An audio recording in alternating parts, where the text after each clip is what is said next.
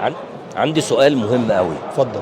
بلية الاكس بتاعت العربيات الديمكس او الدبابه، تمام كده. تمام. ساعات بيروح واحد يروح جاي شاري بليه، وبعدين يجي 10 15 يوم يقول لك ايه، لا دي البليه بايظه، بص بص بص. طب ايه بقى ايه الموضوع ده؟ انا سالت كذا ميكانيكا، بس عشان ما تتحرجش انت، سالت كذا ميكانيكا قال لك العيب مش العيب في البليه، العيب في الاكس، والميكانيكي اللي هو ده مش شايفها، ولا الخراج كمان شايفها، والميكانيكي غلطان. اصل دي اتفضل. المشكله دي ممكن مشكله متداوله. اللي بيحصل ايه؟ انك بتيجي تنطر البليه الاصلي من الاكس، بتطلع جامده جدا، بس الجامده الجموديه بتاعتها دي من ايه؟ من الورده، ليست من ايه؟ من البليه ذات نفسها. نيجي نقيس مقاس الستاندر بتاع الاكس، نلاقي الاكس اصلا النسبه بتاعته مريحه او نازل عن نسبه الكبس اللي المفروض البليه تاخدها، فدي بتبقى تحت ايه؟ خفيفه. تيجي تركب البليه الجديده ما تقعدش 10 15 يوم. ما تقعدش 10 15 يوم. يعني السبب ايه؟ السبب فيها مش البليه، مش قطعه الغيار، السبب فيها الاكس ذات نفسه مش مظبوط. طب هو الصناعه ما اكتشفهاش ليه؟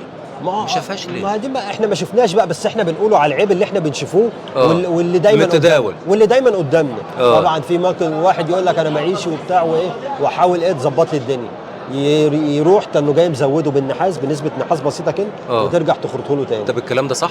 الكلام ده كفاءته طبعا كفاءته مش كتير، يعني ما يقعدش وقت كتير. لكن في بعض واحد عشان الحاله الاقتصاديه والكلام ده يقول لك ايه مشيني، ما مشيني ديت ايه بترجع في النهايه. انما هو الافضل والاحسن انه يجيب اكس استيراد طبعا.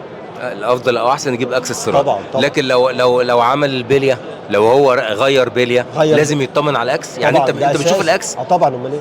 يعني انت لازم تشوف الاكس ولازم اقيسه، لازم تقيسه لان ممكن البليه ما تركبش عليه، ممكن يبقى فيه مشكله.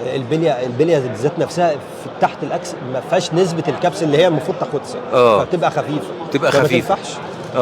يعني الموضوع مش في البليه، لا طبعا، بس هو ده اللي احنا عايزين. انا عايز ارجع له، يعني الموضوع مش بالموضوع في الاكس. اصل العيوب دي معروفه ومتداوله عندي او عند اي حد.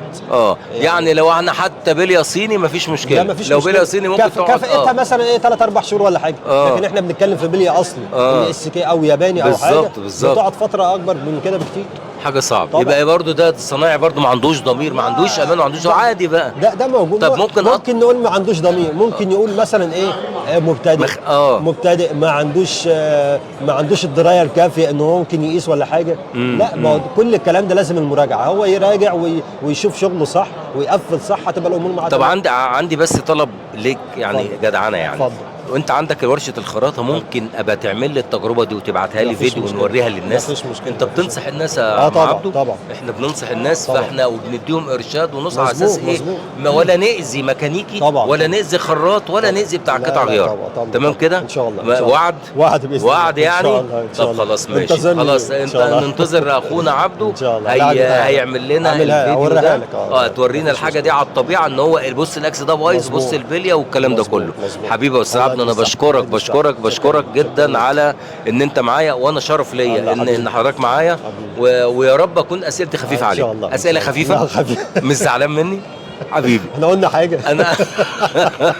انا كنت معاكم عزت المصري، لكم التحيه والمصري الحب كله.